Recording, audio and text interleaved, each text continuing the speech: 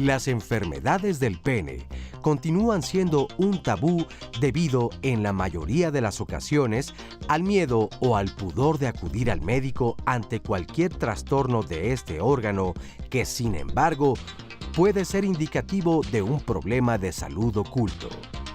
Además, estos problemas pueden afectar otras áreas de la vida de los hombres, causándoles estrés y dañando la confianza en sí mismos.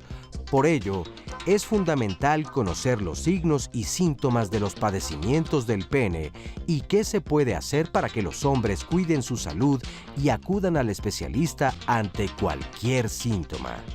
En este programa, los invitados nos informarán cuáles son las enfermedades que pueden afectar al miembro sexual masculino, así como cuáles son las causas, síntomas y tratamiento.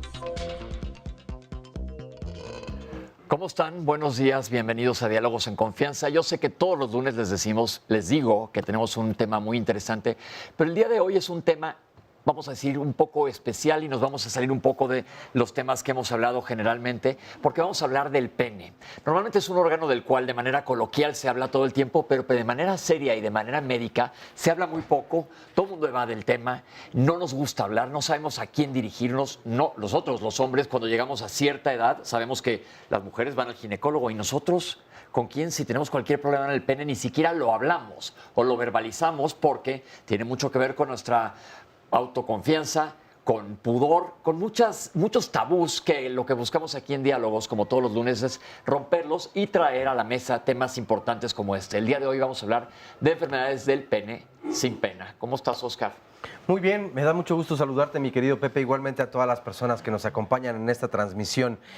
Tenemos evidentemente varios lugares para que puedan compartir su punto de vista, para que nos den su testimonio, nos manden sus preguntas. Por ejemplo, para seguir el programa en vivo a través de internet, la dirección para poder hacerlo es www.canal11.mx/diálogos. También tenemos la página de Facebook de Diálogos en Confianza, allí encontrarán el Facebook Live. Igualmente nos pueden mandar preguntas, comentarios, pero además seguir el programa completamente en vivo y llevárselo a donde ustedes tengan que ir. Otra forma de comunicarse es la línea telefónica, el número para hacerlo es el 51 66 40 00. Saludo con mucho gusto a nuestras amigas y compañeras, a Lía Vadillo y también a Fabiola Ruiz. Ellas son intérpretes en la lengua de señas mexicana y estarán acompañándonos a lo largo de este programa. Muy importante, coincido completamente contigo, el que se hable de este tema.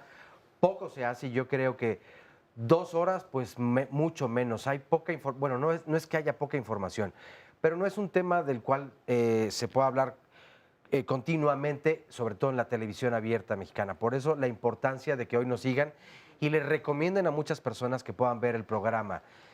Decías tú, las mujeres van al ginecólogo, los hombres ¿a dónde vamos? Los hombres ni siquiera vamos al médico. La verdad es que no solo por una enfermedad o una cuestión, una molestia en el pene, sino en cualquier dolencia en nuestro cuerpo, no tenemos la cultura, a diferencia de las mujeres que sí asisten y sobre todo con una mayor conciencia y una cultura en cuanto a la prevención. ¿Dónde la dejamos nosotros los hombres? Se cree o muchos todavía piensan o pensamos que nos tenemos que aguantar. No, y sobre todo hablando de un órgano tan asociado literalmente a virilidad y que, como dije hace un rato, todo el tiempo lo bromeamos, todo el tiempo hablamos de él con diferentes palabras, se llama pene, porque ni siquiera podemos decir el nombre cuando vas creciendo, no sabes, ni tienes 25 nombres para el pene, de cuando eres chiquito y vas creciendo te enseñan diferentes maneras de llamarle, pero hay que llamar a las cosas por su nombre. Pero antes de que les presente a los especialistas, que son los expertos del tema y nos van a ilustrar, y como dijo Oscar, los invitamos a que ustedes participen con nosotros, salimos a la calle a preguntarle a la gente de qué sabe de las enfermedades del pene y vamos a ver qué nos dijeron. Pues las que tengo en mente son sobre todo las enfermedades de transmisión sexual y pues me imagino que algunas genéticas como fimosis o cosas así. El médico con el que yo iría sería con el urólogo. Pues enfermedades pues, como la gonorrea, sífilis, es las que tengo más conocimiento, pero así que a un médico especialista al cual hay que acudir, no. Herpes, sífilis, gonorrea y me imagino que hay que acudir con el urólogo. Bueno, creo que el médico sería el urólogo o el dermatólogo, no sé, no tengo que también muy claro, depende de qué tipo de enfermedad sea, ¿no?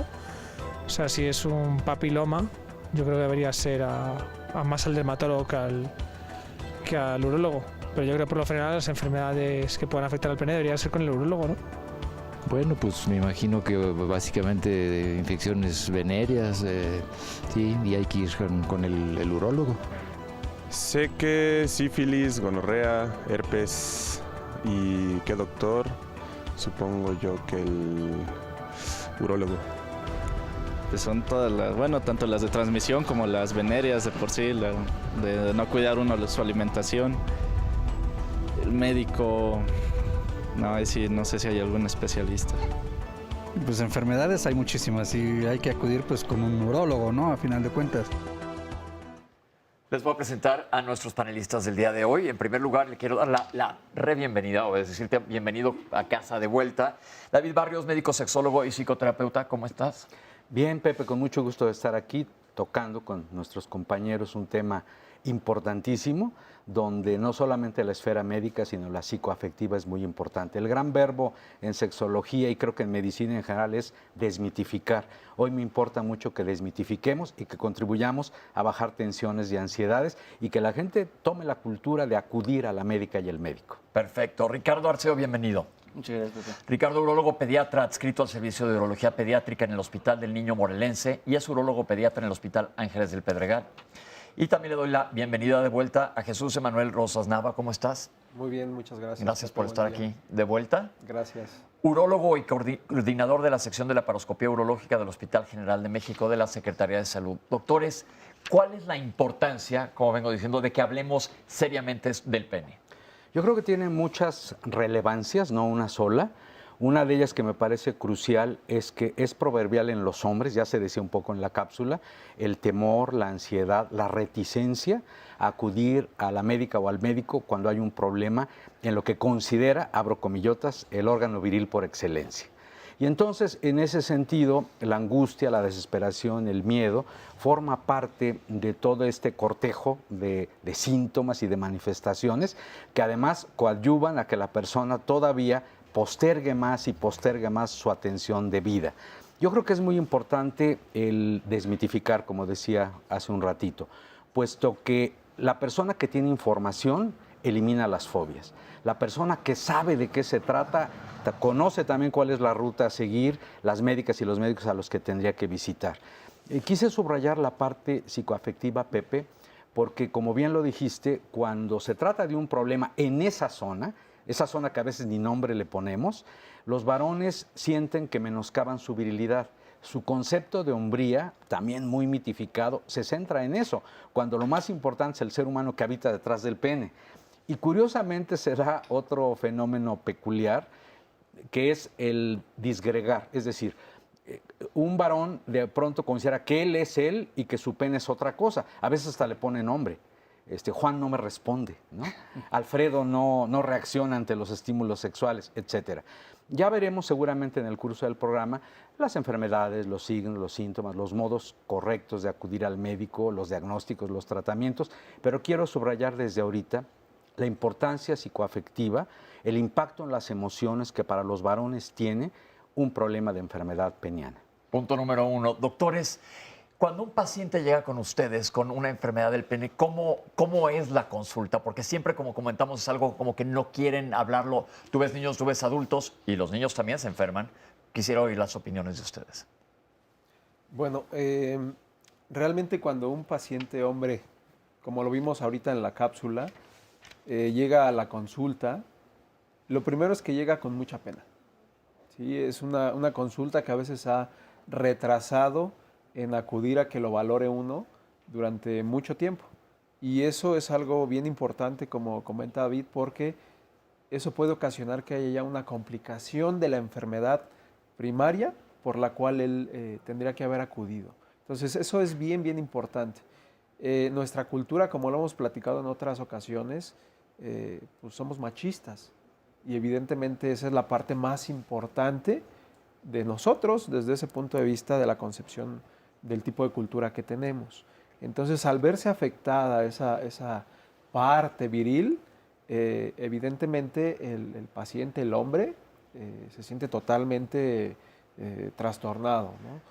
Entonces, lo primero que sucede es que llegan con mucha pena, uno empieza a hacer su historial clínico, todos sus antecedentes, etcétera, y cuando llega uno exactamente al punto de ¿en qué te puedo servir? Ahí empieza a ver así como que a veces van bandeando de un lado a otro tratando de llegar al punto culminante, ¿no? Evidentemente al hablar de una enfermedad propiamente, pero también tenemos la otra parte que tiene una concepción psicógena muy importante, que es los problemas de disfunción. Entonces muchas veces el paciente te dice, vengo a que me revisen la próstata, vengo porque tuve una infección, y ya que casi estás terminando la consulta, y por cierto, y también tengo un poquito de problema para la cuestión de la erección, ¿no? Entonces realmente el que haya este tipo de programas es bien importante porque permea en toda la sociedad, en todo el país, y puede dar mucha información. Perfecto. ¿Y los niños? Yo creo que pues, es muy importante todo esto porque primero hay un desconocimiento en general, ¿no? Desde niños hasta pacientes ya mayores. Actualmente los niños es distinto porque muchos problemas son pues, congénitos. El niño nace con un problema, muchas veces se identifica desde que nace y pueden aparecer algunas cosas conforme va creciendo, pero como ustedes bien decían, es difícil porque hasta los papás van con pena, tienen poca información, han escuchado muchas cosas, como que le preguntan al amigo, al vecino, pero no tienen realmente los datos y vienen con mucho temor y pensando hasta lo peor, igual es algo sencillo que se puede explicar. Vamos a ver una cápsula de cómo se forma el pene, porque vamos a llevarlos desde el principio, desde la parte embriológica hasta la edad adulta en el programa del día de hoy. Vamos a ver esto. El pene verdaderamente crece o se forma entre las 6 a 8 semanas de un feto. Esto va a ser por la hormona que llamamos testosterona. La testosterona se va a producir en el testículo a partir de la semana 6 porque es estimulada la célula de Leydig, que se llama así la célula que produce la testosterona, por la hormona gonadotropina coriónica placentaria. Esta testosterona va a hacer que, tomando en consideración que trae la información para ser masculino y todos los genes que se va a utilizar para la diferenciación, se formen las estructuras de los genitales, tanto internos como externos. Y ahí el tamaño del pene ya queda dado por lo hormonal y por lo genético. Estas estructuras obviamente tienen un tamaño infantil que posteriormente, con la producción de la testosterona ya en la pubertad, van a completar un desarrollo. Pero el tamaño ya viene programado genéticamente y hormonalmente a partir de la semana 8, que se concluye la formación de los genitales externos. Como ven, es muy interesante la embriología y cómo se forma el pene. Y mi pregunta a los médicos es, ¿qué tan frecuentes son las enfermedades del pene? Sé que podemos hablar de muchísimas y hablaremos de las más comunes a lo largo del programa, pero ¿qué porcentaje de la consulta tiene que ver, de un urólogo, tiene que ver con el pene como órgano, como tal, no de vías urinarias, sino como funcionamiento peneano? Bueno, por ejemplo, en los niños, las alteraciones penianas es de lo más frecuente, de lo que vemos en consulta, específicamente lo que comentaba uno de los señores en la cápsula, fimosis, que te vamos a definir ese tipo de problemas, que es de lo que más vemos. ¿Eso qué quiere decir? Que el prepucio, que es la piel que cubre la cabeza del pene, el glande, no se retrae adecuadamente. Todos los hombres nacemos con eso y esa es la consulta más frecuente que tenemos en urología pediátrica, seguida de una malformación conocida como hipospadias. Que es con las vías urinarias, que la uretra no drena donde debería. Sí, o sea, la uretra, saben que es el conducto por donde sale la orina, va en la parte, digamos, inferior del pene, y la uretra se va formando de la base del pene hacia la punta y puede estar abierta, que es una malformación que requiere algún tipo de operación. Perdón, algo que preocupa mucho a padres y madres, en mi experiencia, es que su niño tiene efectivamente redundante el prepucio y le preocupa mucho incluso la posibilidad de una opción quirúrgica. Hay que decir, primero que todo, que es habitual, es frecuentísimo que haya esta redundancia prepucial, que no necesariamente es fimosis y que antes de los 3 o 4 años, a veces a más tardar a los 4, se resuelve solito, es decir, de manera espontánea con la retracción de ese prepucio redundante que permite descubrir el glande. Aquí también es importantísimo señalar lo básico de la higiene, porque la higiene a veces se nos olvida a papá y a mamá y no inducimos a los hijos a poderse lavar con agua y jabón que es y un mantener. tema súper importante. Y tenemos una cápsula, vamos a ver más adelante, de la higiene, y creo que es bien importante que hablemos de ella desde chicos hacia grandes. Y aparte de que vamos a tocar el punto de, por ejemplo, en los niños, ¿cuántos padres dicen está enfermo del pene o los niños le dicen pene al pene? Pues yo realmente creo que pocos niños le dicen pene, y eso, como tú bien decías, tiene que ver con los papás, ¿no? O sea, le pueden decir cualquier cantidad de nombres. Pocos pacientes me han llegado a decir, un niño, ¿sabes qué? Tengo un problema en el pene. O hasta incluso ese temor o esa pena, pues lo demuestran desde, no sé, 3, 4 años que se pueden empezar a expresar. Yo quiero retomar un poquito algo que decía David, por ejemplo, de la redundancia del prepucio. Pues mucho esto, los hombres nacemos con fimosis. O sea, el prepucio no se retrae porque eso es algo fisiológico, es algo de nacimiento. Y es muy importante esclarecer esto porque los niños van con su pediatra, el pediatra los revisa, le dice, ¿sabes qué? A los papás, hagan estos famosos ejercicios, lo pongo entre comillas porque realmente no está bien documentado eso, y hasta a veces piensan que es una enfermedad. Y la fimosis es algo fisiológico que a los 3, 4 años de edad, 90% de los niños ya se logra retraer por completo este prepucio. No requiere nada ni forzar el prepucio, solamente la higiene que está diciendo David. Pocos son los niños que realmente después de esa edad no se retrae y ya pueden requerir algún tratamiento, pero casi siempre no se requiere nada. Bien, vamos a hablar ahorita un poco de anatomía. Tenemos que hacer un corte, pero Oscar, ¿tienes algún comentario? ¿Ya la gente está hablando? Es que justamente acerca del prepucio, Sandra nos dice, a mi esposo se le cerró el prepucio y cada vez que se asea, se le queda abajo y le cuesta mucho regresar. Se le ha puesto hasta morado y se le hacen heridas o pequeñas cortadas. ¿Me podrían hablar un poco más acerca de esto? Bueno, es momento de hacer una pausa, pero regresamos enseguida, no se vayan. La anatomía del pene está formada por varias estructuras. Al igual que cualquier parte del organismo, vamos a tener venas, vamos a tener arterias, vamos a tener nervios y ramitas también que llamamos linfáticos. Todos estos van a provenir de lo que es las ramas que vienen de las pudendas y de los nervios sacros, de las arterias pudendas, de las venas pudendas, que van a ir desplazándose y van a ir dando ramas que van a ser contiguas entre la vejiga, entre el recto, entre las seminales, la próstata y el pene. Es como si fuera una carretera que se va a ir desdoblando para ir a diferentes poblados hasta llegar a la punta del pene. El pene, aparte de todo lo que son estas irrigaciones que podemos llamar superficiales, vamos a tener también una serie de envolturas, donde vamos a tener la piel, la fascia de Coles, la de Buck, la albuginia, que van a envolver de manera circular el pene y que vamos a ver dentro de todas estas estructuras de envoltura 3 estructuras principales.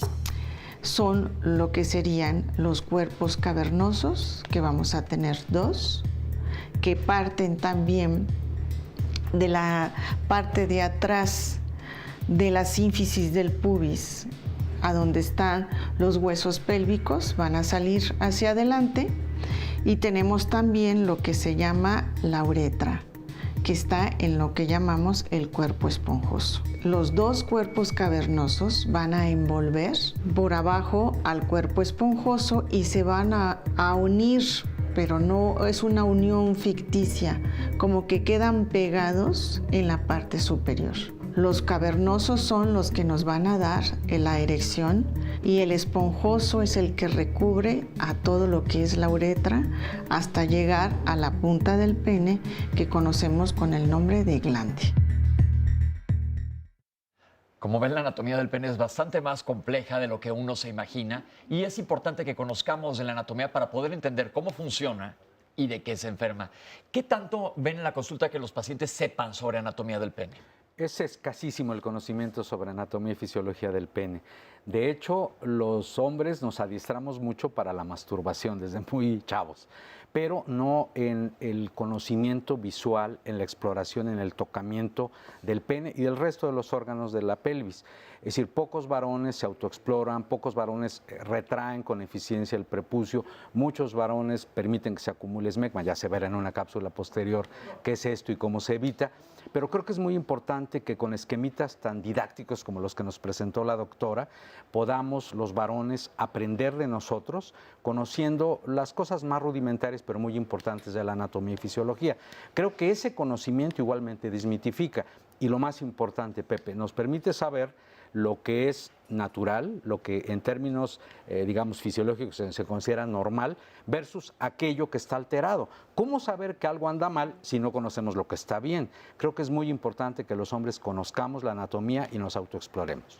¿Algún comentario sobre esto? Pues realmente es bastante completo lo que ya dijo David. Las cápsulas fueron muy buenas. Evidentemente el punto más importante es que podamos conocer qué es lo normal para saber qué no es normal y entonces sí poder acudir a un chequeo. Porque a la hora que hablan de conocimiento y de tocarse y conocerse, yo creo que la masturbación, vamos a hablar de ella, es un acto bastante común, que es importante de que lo mencionemos también porque existen gran cantidad de tabús alrededor de esto. Pero vamos a ver una cápsula de cómo funciona el pene para que entendamos más aún sobre el tema. Vamos a ver esto. El pene, fisiológicamente hablando, nos va a servir para 3 cosas. La primera, para la micción. Hay que recordar que ahí tenemos lo que es el cuerpo esponjoso en la parte de abajo, donde está la uretra. Pero también nos va a servir para una erección. La erección tiene, digamos que una finalidad sexual, pero también reproductiva. Lo que son las vías urinarias y las vías seminales comparten a partir de la próstata hacia adelante un mismo tramo. La erección tiene varios componentes, no nada más es el pene. Tenemos un componente neurológico, tenemos un componente hormonal, tenemos un componente bioquímico y tenemos un componente vascular. Para que todos estos componentes puedan dar una respuesta, necesitamos tener una anatomía del pene normal.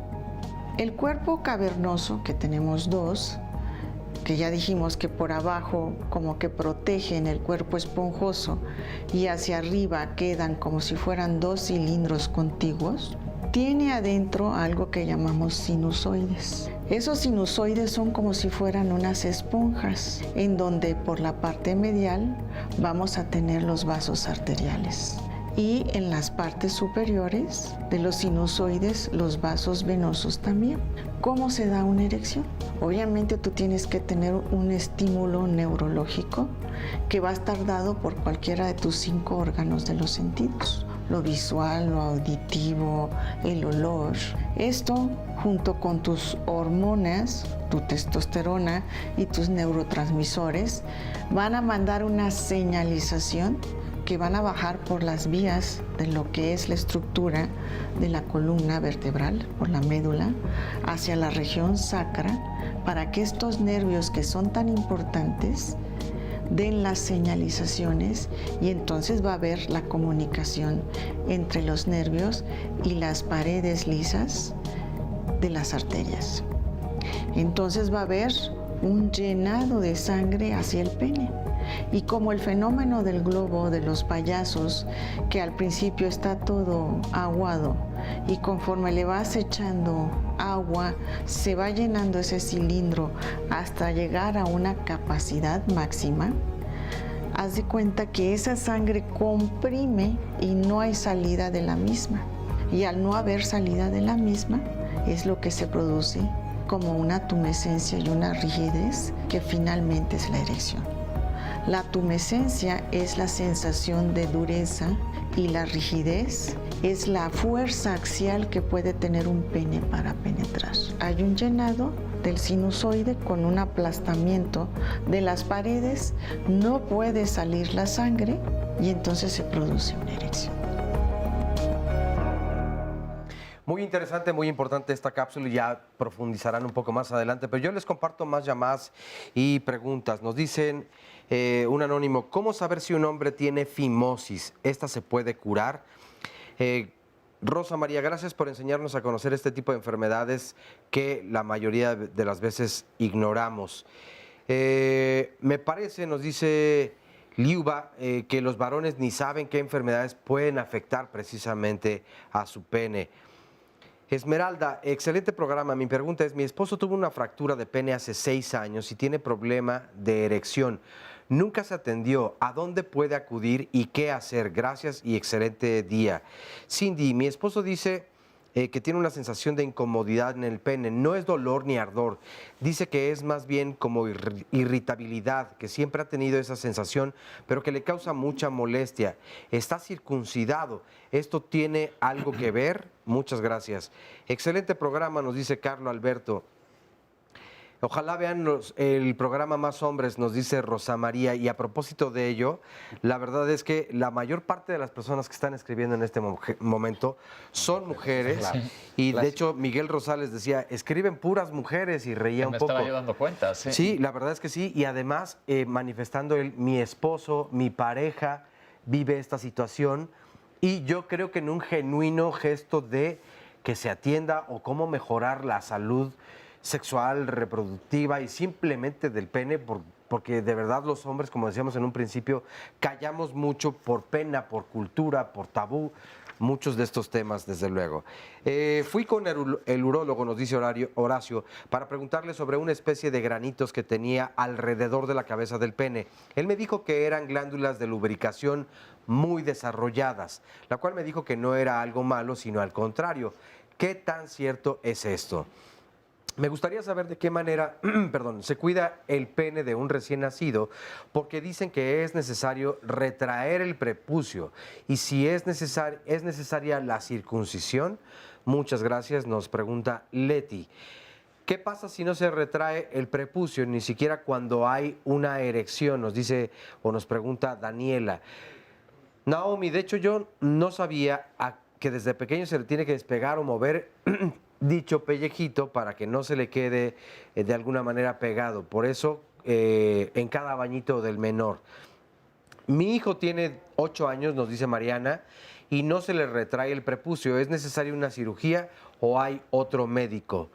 En adultos mayores, ¿es necesario la circuncisión o por qué se da fimosis cuando de joven no se tenía? ¿Cambia el prepucio? Nos pregunta Julio. También nos dice, ya no hay cirugía, Antonio dice, no hay cirugías hoy en día, solo es subir y bajar el prepucio durante el baño, como ya explicaban algunas personas. En las llamadas telefónicas, en esta primera llamada nos dice un anónimo, el tamaño del pene tiene que ver con la capacidad sexual. Tengo 67 años. Ay, Ricardo, ¿cuál es el número de relaciones en promedio que se tienen a la semana en esta edad? Carla nos dice, mis sobrinos, 2 nacieron con hipospadia. Se llevan 7 años de diferencia. ¿Esto es hereditario? ¿Y qué tratamiento me pueden recomendar? Graciela Vázquez, a mi esposo lo operaron de la próstata. A raíz de esto, cada vez que orina se le pone duro el pene. ¿Por qué pasa esto? Esta otra llamada es de Lucila Sánchez. Muchas felicidades por el programa, qué bueno que tocan este tema. Un anónimo desde Puebla, el aseo es muy importante para poder tener un pene sano. Y esta otra que me gustaría que los especialistas hablen acerca de la enfermedad de Peyronie. Vamos a hablar de ella un poco más adelante. Qué bueno que hay tantas preguntas, pero vámonos desde el principio. Vamos a aclarar lo del prepucio, si es retráctil o no. ¿Qué sucede? ¿Y qué es fimosis, si lo podemos definir? Y aquí eso es un tema que también hay que aclarar muy bien, porque como dijimos, todos los hombres nacemos con fimosis. ¿Qué quiere decir? Que el prepucio no se retrae. Eso es algo normal, algo fisiológico. ¿Okay? Conforme va creciendo el niño, existen dos mecanismos por los cuales se va abriendo solito el prepucio. Uno son las erecciones, que aunque sean niños van teniendo erecciones intermitentes, y el otro, lo que decía Vid, la acumulación de esmegma, que son como restos celulares, que es lo que a veces las mamás lo mencionan como grasita incluso, que va desprendiendo del glande al prepucio hasta que se logra hacer retráctil. La verdad, lo que comentaban ahorita en los, lo que sean los comentarios de las llamadas, eso de retraerlo a la fuerza es muy malo, ¿ok? O sea, importantísimo punto. No hagan esto que puede ser traumático. O sea, eso es lo que comentamos. Lo que se sugiere es retraerlo hasta donde se pueda, ¿ok? Solito va a ir abriendo. Entiendo la preocupación de las mamás que de repente acuden al pediatra. No es que hazlo para atrás a la fuerza. Eso solo va a traer complicaciones posteriormente, ¿no? Es raro que los niños no tengan un prepucio retráctil, como dijimos, hasta los 3, 4 años de edad, 90% de los niños ya se puede retraer por completo. O sea, después de eso ya entramos más adelante si quieren qué tratamientos se sugieren, pero lo más importante es retraerlo hasta donde se puede y una higiene muy simple, ¿no? Estoy totalmente de acuerdo con lo que comenta Ricardo. Quiero agregar, Pepe, que yo hace muy poco hice una revisión de un metaanálisis sobre la pertinencia de la cirugía y sobre la fimosis en general. Un metaanálisis es un estudio de estudios, para decirlo simplemente. Y ahí se encontró, a raíz de esa revisión amplísima en distintos lugares del mundo, que solamente el 7% de los cuadros diagnosticados como fimosis ameritarían imprescindiblemente cirugía. Que la primera opción, incluso antes de optar por la circuncisión, sería la utilización de corticosteroides tópicos, estas sustancias antiinflamatorias. Y reitero lo que dijo muy bien Ricardo, la retracción forzada no solamente es traumática, sino que físicamente, sino que también emocionalmente le puede producir una serie de secuelas a este chavito que no tiene por qué estar soportando esas torturas que además no le van a servir de nada. Ok, eso es bien importante. Y se habló de en adultos. Sí, fíjate que complementando lo que ya se ha platicado ahorita, en la edad adulta no es común que haya una fimosis. Realmente en un adulto, digámoslo después de los 17, 18 años de edad, la presencia de que ese prepucio no se haya retraído de manera normal o natural es en 1 o 2%. Entonces realmente es raro que tengamos un paciente con una fimosis. Lo más común es que sea secundario a alguna otra situación, algún traumatismo que se está retrayendo o que durante algún acto sexual haya habido alguna lesión, o es muy común, de hecho incluso preguntaban en un adulto mayor, ¿sí? Pacientes por ejemplo con diabetes, que ya platicaremos más adelante acerca de estos procesos inflamatorios del pene y del prepucio, que es la balanopostitis, pueden ocasionar que haya una cicatrización del prepucio y por lo tanto se empiecen a hacer anillos que van a comprimir y dificultar la retracción. Y eso a su vez va a ocasionar lo que bien comentaron en la pregunta. Hay grietas, hay lesiones, hay más proceso inflamatorio y por lo tanto se cierra más ese prepucio y hay más fimosis. Okay. Entonces realmente en la edad adulta lo más común es que sea secundario a algún otro tipo de proceso, ya sea inflamatorio, ya sea un problema metabólico general, ya sea una infección, algo más. Ok. Sí, de hecho, lo que acaba de decir Manuel es muy importante, diferenciar el tipo de fimosis. La primaria o fisiológica, que es la del recién nacido, que se corrige solita habitualmente, y la secundaria, que también puede ser en niños, a lo mejor un niño más grande que tuvo una inflamación, alguna lesión, lo que sea, es que si era retráctil y luego por algún motivo que causó inflamación se cerró y ya no se puede retraer. ¿Qué es parafimosis? La parafimosis es una complicación. Consiste en que, bueno, es un prepucio que ya es retráctil, sin embargo, cuando se retrae por completo por atrás del glande, de la base de la cabeza del pene, ya no lo pueden regresar a su lugar. Eso es muy, lo que comentaban, alguien dijo, sí, es una de las pocas urgencias urológicas reales que existen, ¿okay? Porque lo que puede pasar es que se queda atorado el prepucio atrás, hace como un torniquete, por decirlo así, le corta la circulación a la cabeza del pene y le deja llegar sangre al glande y pues se puede incluso hasta morir. Se infarta. Entonces eso es una urgencia real que acudir al hospital en ese momento porque hay que evitar problemas así que más serios posteriormente. Claro, porque el tema de hoy es el pene y estamos hablando, nos hemos alejado un poco del área de las vías urinarias, aunque por la uretra va por dentro del pene, como ya vimos en la cápsula, y estamos enfocándonos más en enfermedades propias del pene. Y vamos a hablar ahorita que regresemos sobre la masturbación, que es un tema que se ha preguntado, están llegando preguntas al teléfono. ¿Es normal? ¿No es normal? ¿Qué frecuencia? ¿Qué implicaciones tiene? Porque tiene muchísimo que ver con la psique esto. Y hay muchas creencias que dicen que es pecado o no es pecado, pero eso vamos a regresar a hablar de todo esto. Oscar, no sé si te ha escrito alguien más. Pues sí, hay varias llamadas todavía. Nos dice, por ejemplo, Fritz, a las mamás nos ayuda mucho saber acerca de todo esto para saber la limpieza del pene y así poderles explicar a nuestros hijos. Y así hay muchas más. Pero bueno, es momento de hacer una breve pausa aquí en Diálogos en Confianza. Continuamos después de esta pausa. Durante el baño, uno debe de utilizar un jabón que pueda tener efecto bactericida. Vamos a echar hacia atrás la piel del prepucio para lavar perfectamente bien la cara interna y lavar perfectamente bien el glande. Vamos a dejar que corra el agua para que estas bacterias sean desechadas. Tan sencillo como eso. ¿Cómo sería también algo que formara parte de la higiene? Yo creo que todos los hombres deben de tener conciencia de que antes de orinar se deben de lavar las manos con agua y con jabón. Porque inclusive hasta los niños están jugando, agarrando tierra, juguetes compartidos, y cuando van al baño se agarran el pene con las manos como las traen, con tierra, con bacterias, con muchas cosas del medio ambiente. Y entonces se toman el pene para orinar, luego se lo sacuden y van y se lavan las manos. Pero toda esa tierra que ven que cae, gran parte ya se quedó en el pene. Y no nada más es un comportamiento de los niños, también es de los adultos.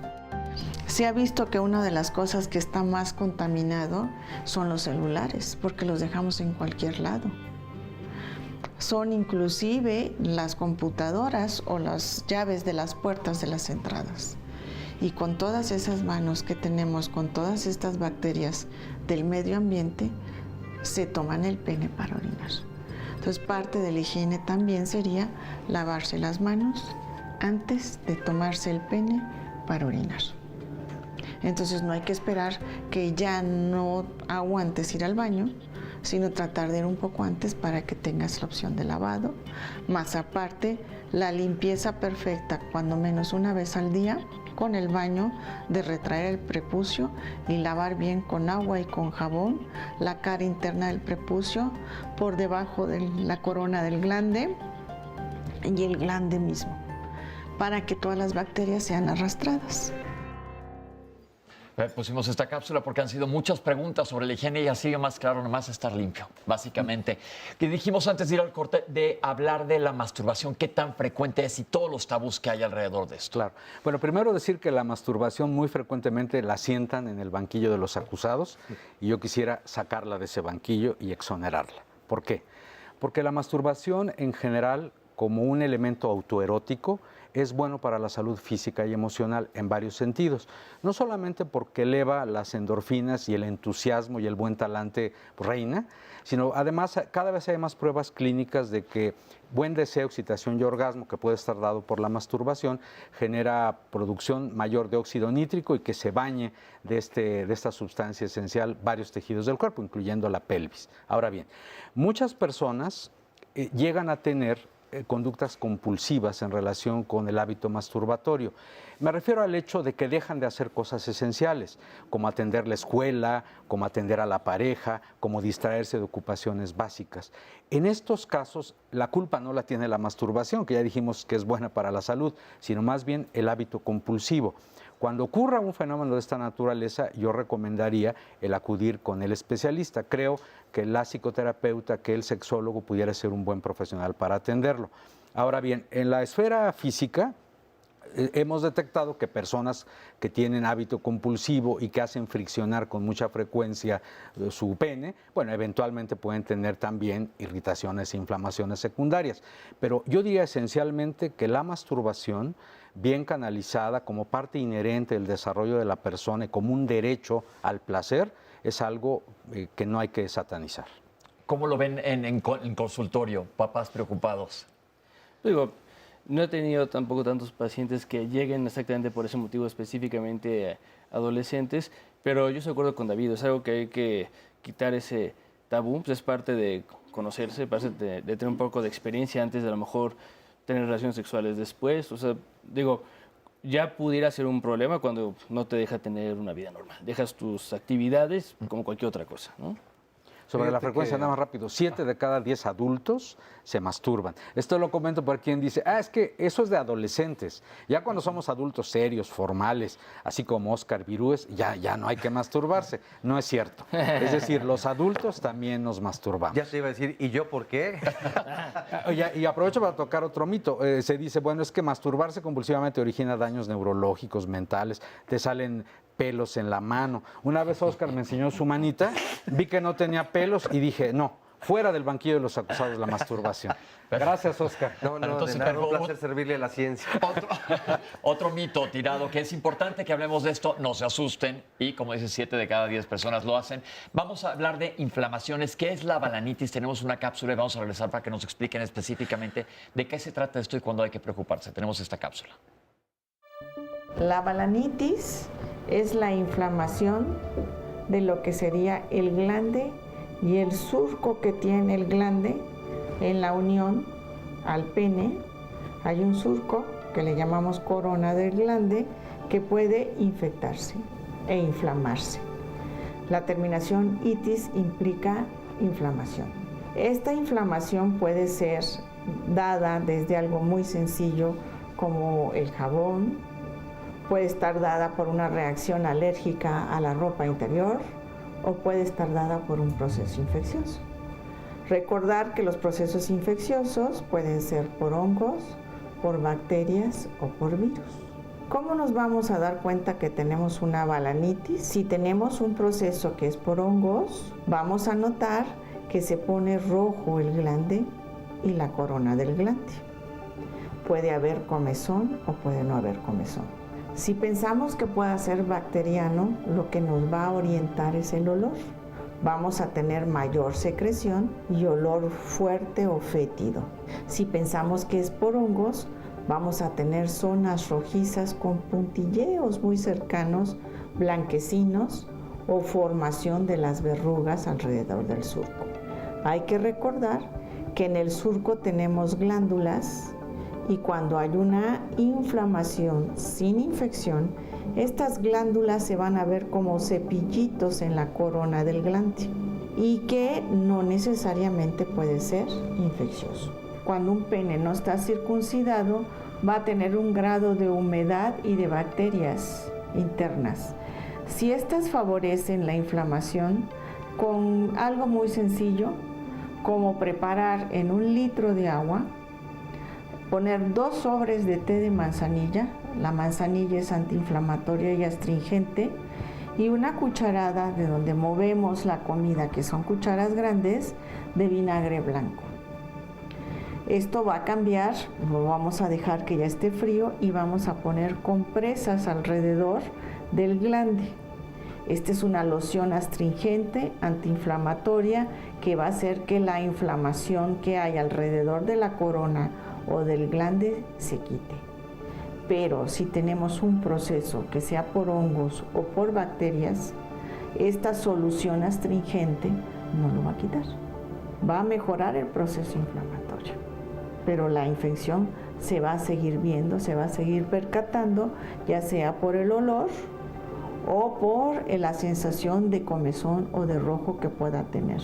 Recordando también que si hay junto con la balanitis una uretritis, ese moco que se produce de las glándulas internas va a estar incrementado y el olor también va a ser un olor fuerte o fétido.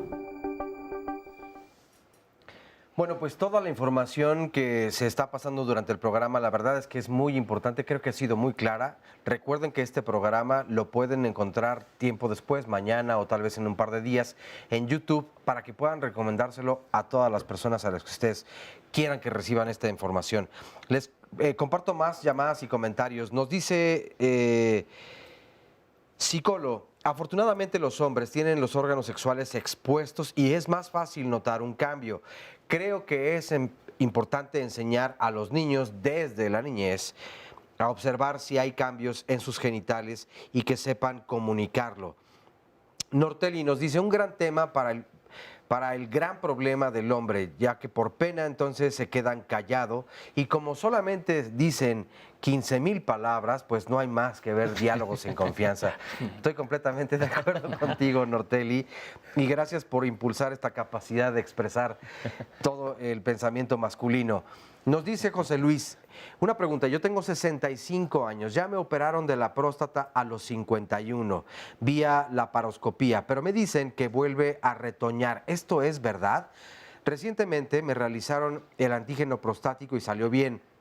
Pero mi inquietud es que comentaron que retoña. Esa es mi verdadera preocupación. Joan nos dice, bueno, es que la verdad las mujeres somos las voceras oficiales del pene. Aquí alguna vez hablando, por ejemplo, de cáncer de mama, decían los especialistas, las y los especialistas, la importancia, por ejemplo, del papel que puede jugar la pareja, porque si generalmente quien más tiene contacto con las mamas femeninas, pues entonces, como tu pareja, tú tienes en parte esta responsabilidad o corresponsabilidad de si palpas algo extraño, se lo comunicas de inmediato o acompañas a tu pareja y van al médico, al ginecólogo, a la ginecóloga. Y aquí yo creo que este comentario me parece también muy prudente. Pues sí, si las mujeres pueden darse cuenta de algo por la cercanía y porque pueden observarlo de una forma mucho más Directa. Pues directa, exactamente, o a gran escala, pues entonces yo creo que se puede compartir y es mucho mejor. Angie nos dice, mi pareja tiene 70 años, sí se le erecta, pero nunca por mucho tiempo. Para el urólogo le recetó Tadalafil en 5 miligramos y se le erecta, pues yo creo que bastante bien. Aquí está medio raro, yo creo que es el autocorrector. Tenía eyaculación, pero ahora ya no lo toma y es muy cara la medicina. ¿Cuál le recomiendan? Él salió bien en el antígeno y en el electrocardiograma, pero también le falta un ultrasonido. ¿O qué pruebas pueden recomendar justamente por todas estas situaciones? Tengo algo como un callo en el prepucio que rasga al hacer el amor. ¿Qué es lo que puedo hacer? Nos dice Jorge. ¿Es recomendable realizarle a los niños la circuncisión? Ya habíamos tenido esta pregunta. Tengo 2 niños, nos dice Gaps, de 8 y otro de casi 11. El mayor aún no le baja el prepucio totalmente. Había leído que es normal y hasta la adolescencia le baje totalmente. ¿Es correcto? Como comentario extra, cuando era bebé, el pediatra le forzó el prepucio que hasta le sangró. Después supe que esto podía cicatrizar y provocar que no baje adecuadamente. Alguna vez me dieron una recomendación. Saludos desde Aguascalientes. Muchas gracias. ¿Qué tan frecuente es el cáncer de pene? ¿Podrían mencionar cuáles son los síntomas iniciales? Y muchas gracias por el programa. A mi esposo le practicaron la vasectomía hace 2 años en un centro de salud y todo ha funcionado perfectamente. Yo no utilizo ningún método para cuidarme, ya que solo tenemos relaciones sexuales monógamas. Me atrevo a decir que su desempeño es incluso mejor que antes del procedimiento. El urólogo determinará el tipo de problema que se presenta. Puede ser hongo, herpes, pero referente a las manchas sí es conveniente que se atienda, ya que muchas veces el cáncer de pene, aunque no es muy común, se presenta en las llagas de la piel del glande, nos dice Juan. Por otro lado, también en estas llamadas nos dice esta primera, un anónimo, mi esposo ya no tiene un riñón y quisiera saber si es por eso que ya no tiene erecciones. Esta otra llamada es de Victorino y nos pregunta, yo tengo el pene reducido a un 50% y además padezco de eyaculación precoz, por lo que me gustaría que los especialistas me dijeran con quién puedo o con quién debo asistir. Eduardo Duarte, ¿qué pasa cuando se rompe el frenillo del pene? ¿Tiene cura? Agustín Lanto, tengo unos puntitos blancos en el glande y cuando penetro a mi pareja me generan dolor y también ardor. No sé si tenga que ver con la resequedad que tiene mi pareja. ¿Podría estar relacionado? Ricardo, ¿qué es lo que origina la pérdida de erección durante el acto sexual?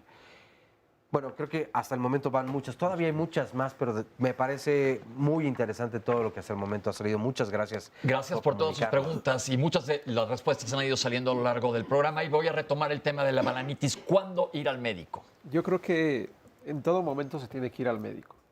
Yo creo que uno de los problemas mayores que tenemos en nuestro país es que Todo el mundo puede recetar algo o le puede dar un remedio a alguna persona. Entonces, si algo no es normal, si hay algún proceso de inflamación, si hay una manchita, si hay descamación, si hay enrojecimiento, si hay dolor, si hay ardor, si hay dificultad para retraer el prepucio, porque eso también lo puede ocasionar un proceso como una balanitis, tienen que acudir a un médico. Posiblemente pueden ir a un médico de cabecera, no necesariamente tienen que ir a un especialista, y le pueda dar algún manejo. Y posterior a ello se evaluará si hubo o no resultado y si tiene que ser visto por un especialista. ¿Por qué? Porque si no, puede haber un mal tratamiento. Es muy común que se den medicamentos, hay algunas pomadas que traen para hongos, para bacterias, para virus, para desinflamar, o sea, trae todo. Y sí son buenos siempre y cuando sea el indicado para manejarlo, ¿sí? ¿Por qué? Porque en muchas ocasiones es lo que hacen. Les dan un tratamiento de este tipo y pueden estropear y el resultado en lugar de ser benéfico es perjudicial.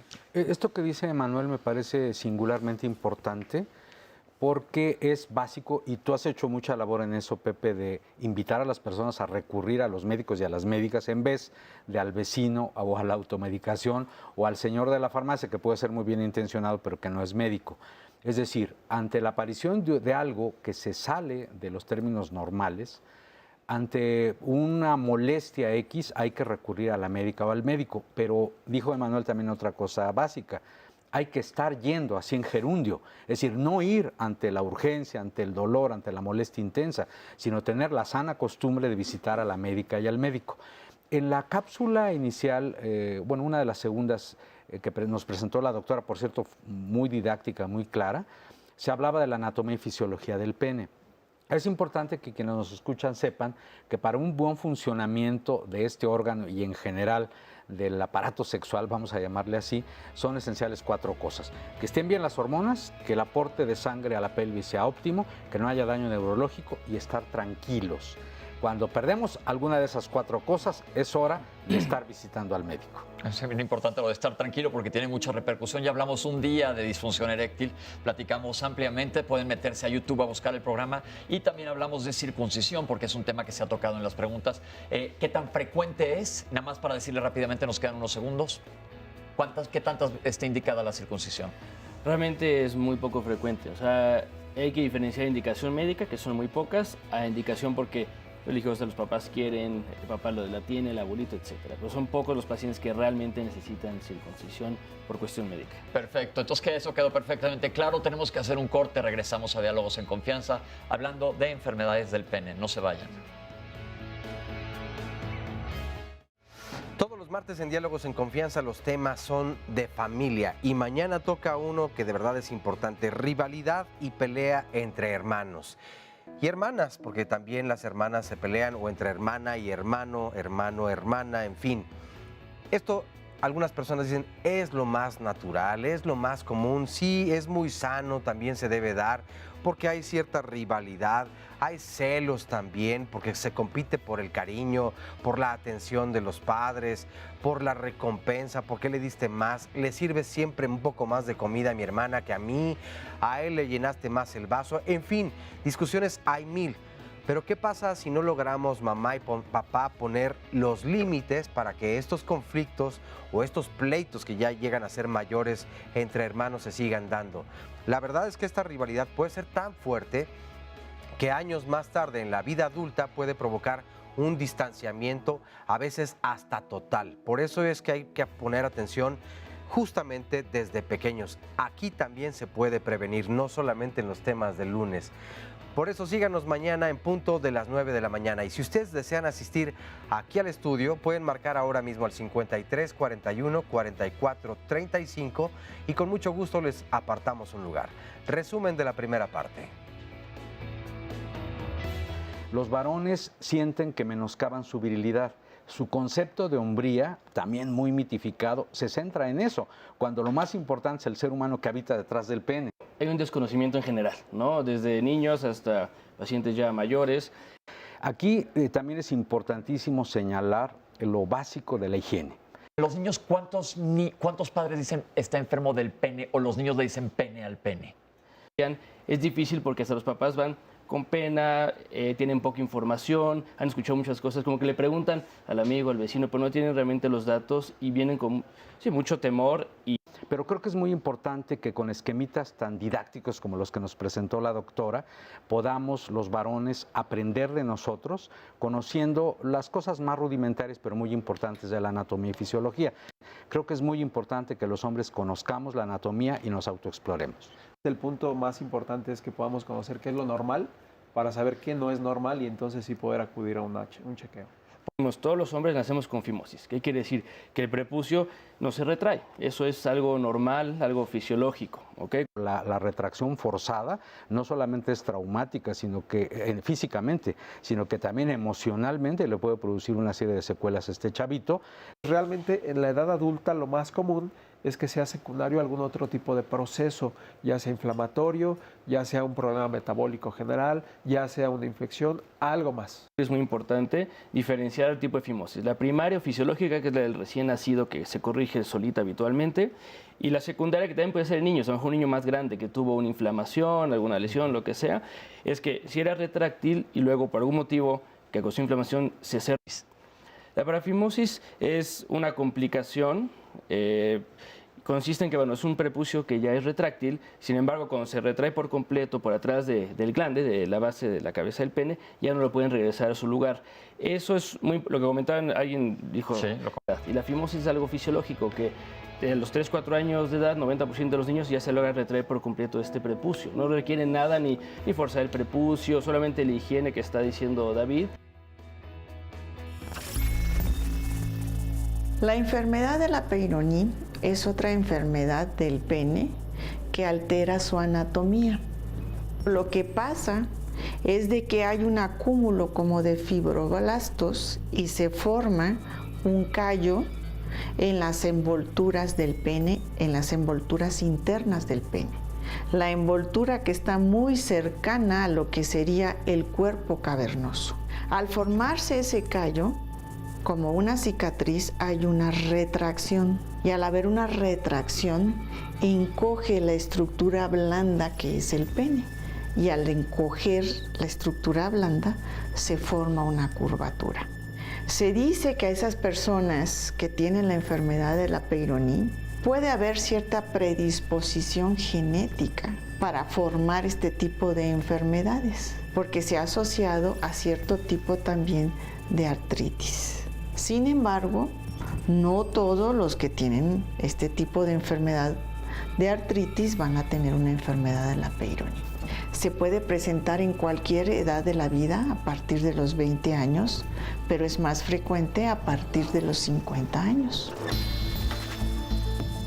Se considera, algunos dicen, una de las teorías es que puede ser por los microtraumatismos que con las relaciones sexuales puede tener un pene y que finalmente hay un momento en que la cicatrización de esa envoltura va a favorecer el crecimiento del callo y la curvatura. La enfermedad tiene un periodo donde empieza. Puede haber dolor o puede no haber dolor. El paciente se percata de que el pene se le empieza a curvar. Dependiendo de la localización de lo que vamos a llamar callo, es hacia dónde se va a ir la curvatura. Lo que al paciente le puede llamar la atención es que el pene se va curvando. Puede tener una curvatura lateral, derecha o izquierda, ventral o dorsal. Nosotros decimos de que el pene se empieza a curvar, uno debe de esperar a que se estabilice la placa o el callo para poder dar un tratamiento a esa curvatura. Y este periodo de enfermedad puede durar hasta casi 2 años. Y como es un periodo largo de enfermedad, pues el paciente se desespera. El tratamiento por lo general va a ser un tratamiento quirúrgico, que es un tratamiento quirúrgico sencillo, que se puede hacer inclusive con anestesia local para disminuir el grado de la curvatura, para poder otra vez poner al pene en posición para poder tener un coito placentero para la pareja. Pero Si el pene tiene una curvatura mínima, no produce problemas de erección y no tenemos problemas en un coito, el pene se queda así. Enfermedad propia del pene, enfermedad de Peyronie, ¿qué tan frecuente es? No es tan frecuente realmente la patología. Creo que el clip de ahorita fue muy claro desde por qué, para qué se maneja, cómo se maneja. Yo creo que lo más importante es conocer que el pene de manera regular va a tener cierta desviación. Eso Era es mi normal. siguiente pregunta. ¿Qué Ajá. tanto es normal tener algo de desviación? Es normal que haya cierta desviación. No es común que esté totalmente recto, ¿no? Porque eso es muy común que nos lo lleguen a preguntar en el consultorio. Entonces, creo que vale la pena comentarlo ahorita, que es ciertamente normal que haya alguna desviación. Segundo, puede haber algunas alteraciones como lo que ya se platicó y que pueden ocasionar una curvatura mayor. Y entonces ahí sí tenemos que valorar en qué casos sí y en qué casos no debemos de llevar a un paciente a un tratamiento. Que existen muchos tipos de tratamiento. Ahorita la doctora comentó acerca del tratamiento quirúrgico, pero existen también la opción de poner medicamentos inyectados en la placa, etcétera, etcétera. Sin embargo, el grado de respuesta también no es tan claro, al grado que como hay diferentes tipos de tratamientos es porque ninguno de todos ellos es realmente efectivo. Y por otro lado, cuando ya es una curvatura mayor, sí se tiene que someter a una cirugía. Se tienen buenos resultados, aunque puede llegar a haber recurrencia, ¿ok? Y otro de los, creo que hubo una de las preguntas acerca de una ruptura de los cuerpos cavernosos, que comúnmente se conoce como fractura de pene, ¿no? Lo que les decimos es que no es una fractura como tal porque no tiene hueso, sino es una ruptura de lo que nos explicaban en el módulo de anatomía. Como el globo que decían de los payasos. Así es, de esos cilindros que tiene el pene, que son los cuerpos cavernosos, se llegan a romper y eso es muy común durante una actividad sexual. ¿Sí? Algún choque del pene sobre el pubis o sobre el periné de la pareja sexual puede llegar a haber un traumatismo. ¿Por qué? Porque estas capitas que nos platicaban hace rato en la cápsula se adelgazan muchísimo. Entonces, no es lo mismo que si uno tiene una capa de este grosor a que se adelgace como una hoja de papel china. Claro. Entonces es mucho más fácil que se pueda romper. ¿Qué síntomas da una ruptura de pene? Una ruptura, lo primero es que va a haber una pérdida de la erección prácticamente inmediata. Puede llegar a haber dolor, aunque no necesariamente. Se puede empezar a aumentar de volumen, porque toda esa sangre que se platicaba en la cápsula de la fisiología de cómo se da la erección, empieza a fugar alrededor de todas estas capas que envuelven al pene. Algo característico es que hay un chasquido, como si tronara algo. ¿Por qué? Porque es cuando se rompe esas túnicas, ¿sí? Evidentemente esto es una urgencia. Es una de las, como hace rato comentaba Ricardo, esta también es una urgencia urológica. Este paciente necesita un manejo quirúrgico. Tenemos que entrar, explorar y en un momento dado reparar esas capas, volverlas a unir. En ocasiones, como vimos en el módulo de la anatomía, puede llegar a haber incluso una ruptura del cuerpo esponjoso, que es el que recubre alrededor a la uretra. Y entonces también se puede asociar a lesión de la uretra, lo cual necesita también una reparación quirúrgica.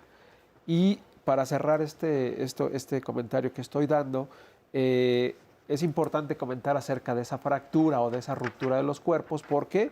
Porque esos pacientes, en la evolución, en el seguimiento que les vamos a dar, algunos o muchos de ellos pueden tener desviaciones, pueden tener curvaturas por la cicatriz que se puede hacer. Okay. Yo no quiero ser redundante con lo que ha dicho Emanuel, pero dijimos al principio que el verbo desmitificar y contribuir a bajar ansiedad y tensión creo que es importante. En efecto, hay muchos penes ligeramente curvados. Hay penes que en erección tienen angulaciones distintas y eso suele preocupar mucho a los varones y a sus parejas.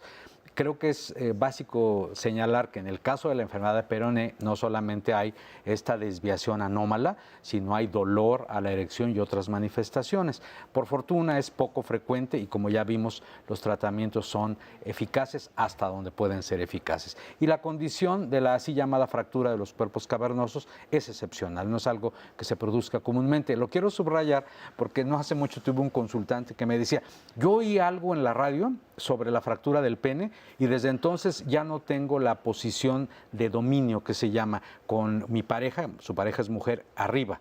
No sea que me vaya a fracturar los cuerpos cavernosos. Que no cunda el pánico de ninguna manera, es una condición excepcional, es una urgencia médica y quirúrgica, por supuesto. Sí, yo creo que estoy totalmente de acuerdo con David.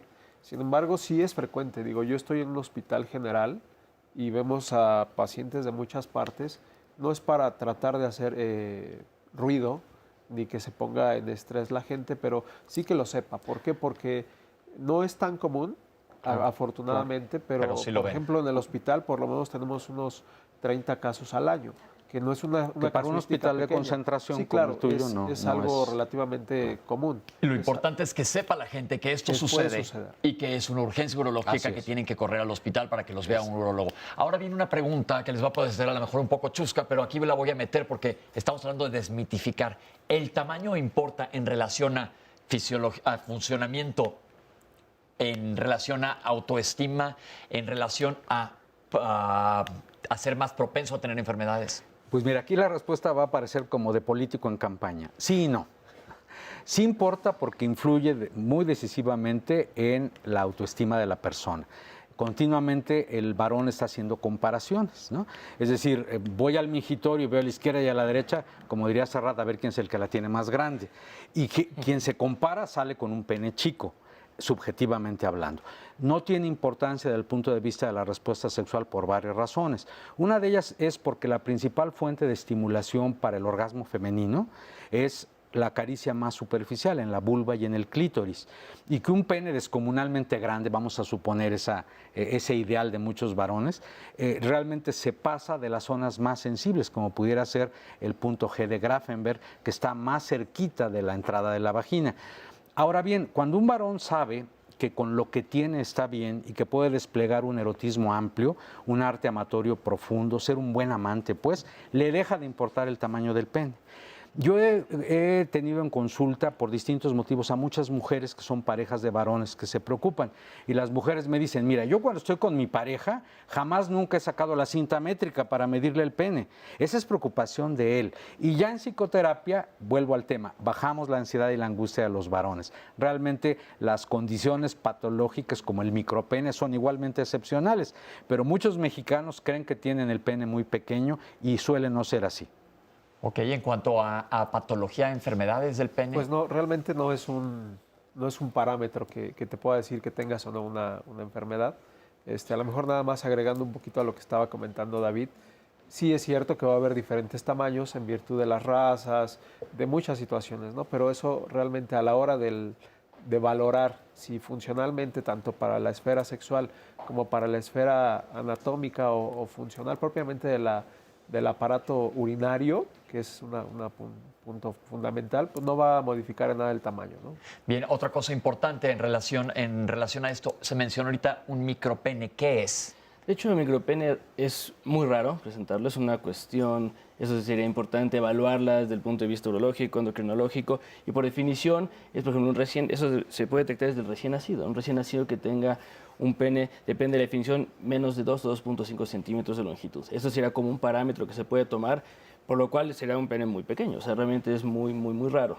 Lo que sucede más bien, complementando un poquito, que se ve en pacientes obesos o incluso en adultos obesos, ellos llegan a la consulta porque dicen que tengo el pene más pequeño y no es cierto. El pene está bien, pero es un problema de la piel, de la grasa que cubre, están un poquito obesos y se esconde. Igual que con la edad, dicen que se va retrayendo, pero sigue siendo del mismo tamaño. Sí, muchas veces es más bien el tejido alrededor, ya sea grasa, etcétera, que lo esconde y no es tanto que el pene se haga más chico. ¿Existe el macropene como término médico? Digo, como definición, pues no que yo... Que además no sería así. muy grato para las parejas sexuales de quien tuviera macropene, por cierto. Sí. Que yo sepa, no. Aunque, está perfectamente documentado que el tipo básico africano, notoriamente, estadísticamente hablando, es más largo el pene que en nuestro continente americano, ¿no? Por ejemplo. ¿Y en cuanto a grosor? En cuanto a grosor, también hay una cierta variedad que tampoco es significativamente importante para el desempeño sexual.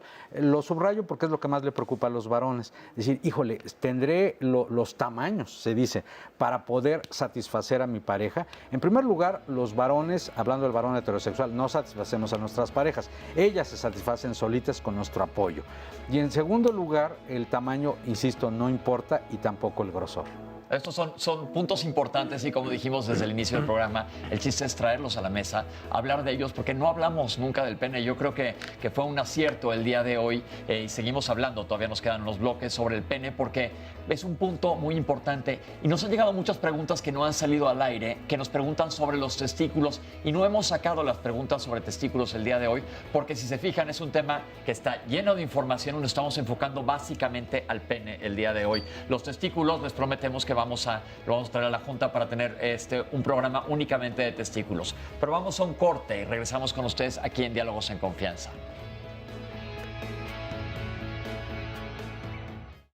Como siempre, la participación del público es muy importante. Hola, Tania. Hola, buenos días. ¿Qué nos quieres platicar?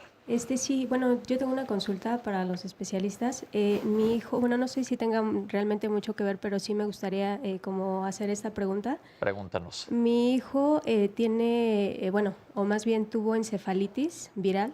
Ese fue el diagnóstico. Y bueno, la pregunta ahorita es, ahorita él está postrado, ha estado postrado en cama desde el 31 de diciembre.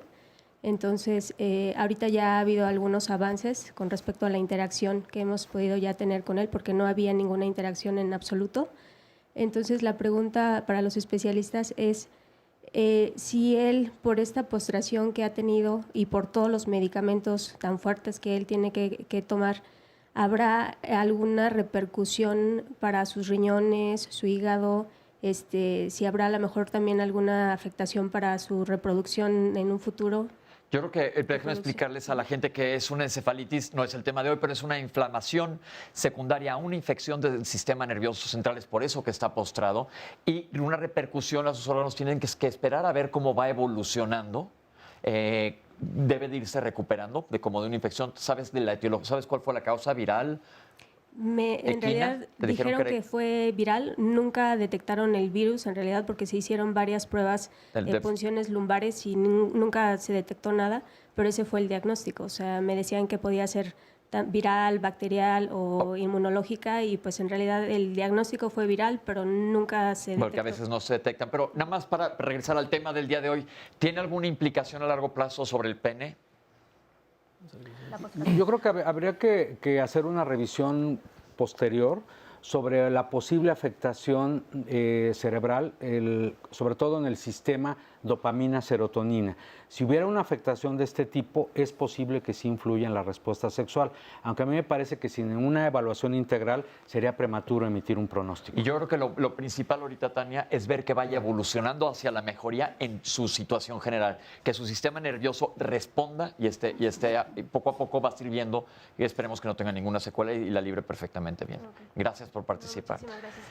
Hola, Lucina, Hola. Tú tienes una pregunta. Sí, más que nada, buenos días a los ponentes. El día de hoy yo quiero preguntar, ¿de qué forma se le puede dar una mejor calidad de vida al diabético en cuanto a su sexualidad? Ya que la mayoría, yo tengo 10 familiares diabéticos, pues empiezan con disfunción eréctil a temprana edad. Por ejemplo, mi difunto esposo empezó de 54 años con disfunción eréctil. Qué bueno que haces esta pregunta porque es muy importante y les pido que ya hablamos un día de disfunción eréctil y hablamos específicamente de diabetes. Me importa que lo mencionen rápidamente, doctores. ¿Qué tiene que ver la diabetes con el pene? La diabetes, como veíamos en la cápsula hace ratito de la anatomía y la fisiología, están implicadas varias vías. Yo creo que el mejor consejo que se puede dar o la mejor recomendación sería, primero que nada, un buen cuidado de la diabetes. ¿Por qué? Porque si ese paciente o esa persona es diabética y está descontrolada, va a haber una afección más rápido y más severa de su aparato reproductor desde el punto de vista funcional de la sexualidad. Entonces, la mejor recomendación sería que se lleve un muy buen control de la glucosa, porque eso va a favorecer también que no haya hipertensión y que no haya otras cosas que pueden ocasionarle a esa persona un una mayor afección desde el punto de vista de disfunciones sexuales. Alguien podría decir, bueno, ¿qué tiene que ver un problema sistémico, orgánico, crónico con algo como disfunción eréctil? Tiene que ver mucho porque las complicaciones de la diabetes incluyen la microangiopatía, o sea, la afección de los pequeños vasos sanguíneos, o la neuropatía de las fibras nerviosas, de tal suerte que estos dos mecanismos, si son dañados, van a repercutir en la calidad de la erección. Y reitero lo que dice Manuel, importantísimo, el cuidado general, que incluye dieta, medicamentos, ejercicio y una atención continua para mejorar la calidad de vida, incluyendo la vida erótica. Perfecto, gracias. Hola, Hilario. ¿Qué tal? Buenos días. Mi pregunta a los especialistas es el saber por qué, cómo animar o convencer a un paciente, porque como sabemos, da pena. Entonces luego dice, no, pues tengo unas pequeñas verruguitas, no pasa nada. Se pone una pomadita o algún auxilio exterior y se sigue agravando el problema. Y de ahí empiezan a notar ellos precisamente la erección disfunción. Entonces entra la preocupación, pero que nos ayuden a animarlos. Yo te voy a decir qué bueno que haces ese comentario, Hilario, porque ya se comentó al principio del programa y tuvimos ya un programa de puras afecciones masculinas. Los hombres vamos mucho menos al doctor que las mujeres, y como todos los lunes vuelvo a reiterar, mientras más temprano se trate algo, va a ser mucho más fácil tratarlo y va a ser mejor el pronóstico. Por eso, ante cualquier duda que tengan en el pene, que es lo que estamos hablando el día de hoy, correr al doctor. Nada de que me dijo mi amigo que me recomendó una pomada, nada, al doctor directamente. Tenemos una cápsula de otra enfermedad más que es importante que hablemos de ella porque se nos está viniendo el tiempo encima. Vamos a ver esta cápsula. El priapismo es una enfermedad del pene dentro de las enfermedades que pueden alterar la anatomía del pene y la fisiología del pene.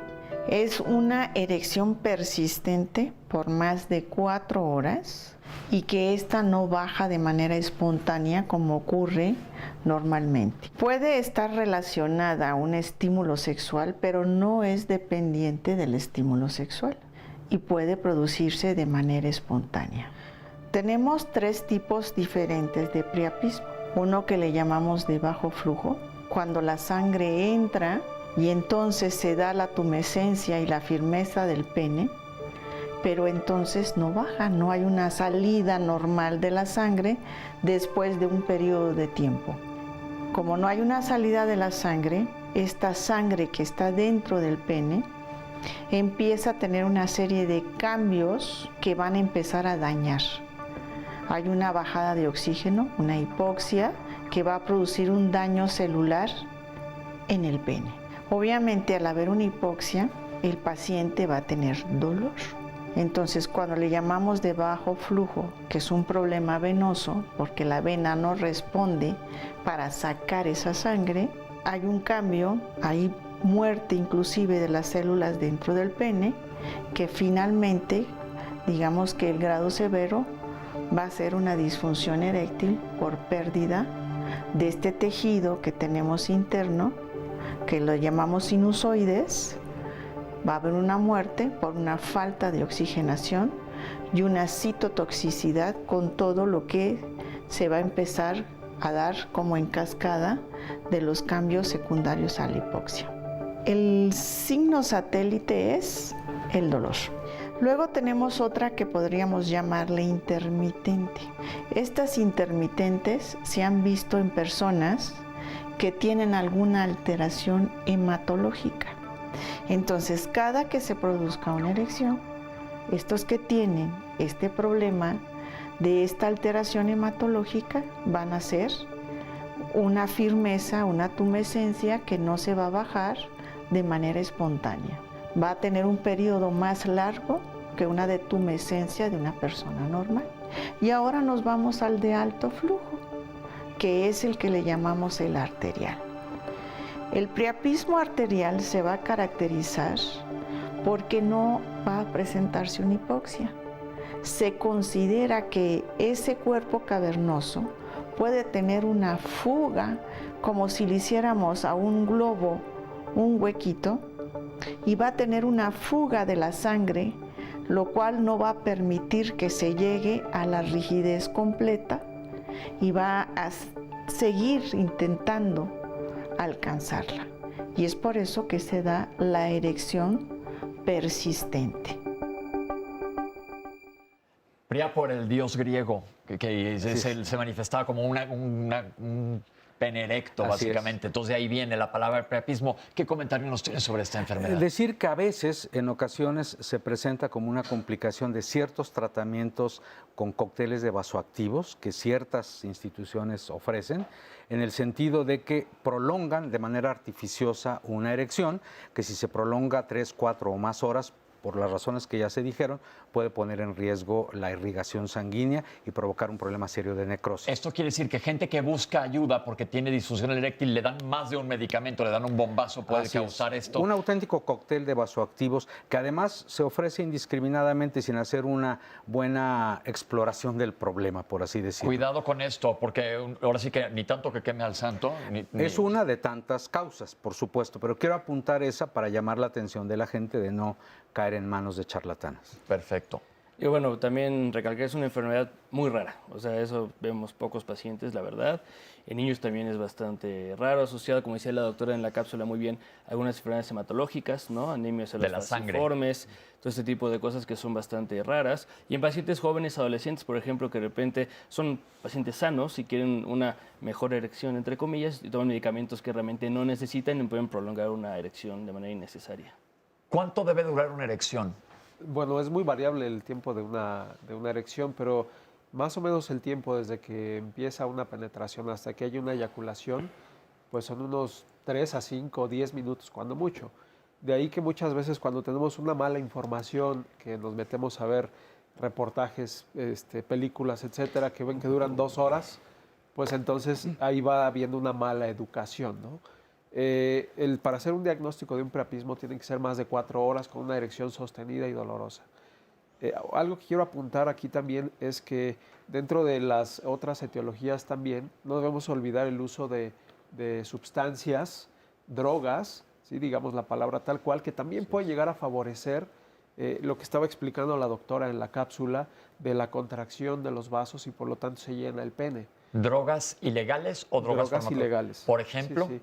Pues de cualquiera de todas ellas, de todas, realmente te puede llegar a dar una erección y que te lleve a un priapismo. ¿sí? Ok. Algo importante, el manejo de esto es variable. La doctora decía que hay un priapismo de alto flujo y un priapismo de bajo flujo en base a las características que se tiene que hacer el diagnóstico, ¿no? Que se utilizan estudios de sangre del pene, se utilizan incluso ultrasonidos, alguna aplicación de un contraste en el pene, que ya es cada vez menos común que se haga, pero eso nos va a llevar a un diagnóstico. Y generalmente el priapismo de alto flujo es el que no es isquémico, el que no te va a necrosar el pene. Generalmente es por medio de radiología intervencionista, poner una sustancia para corregir el problema, digamos, esa fuga que la doctora comentaba.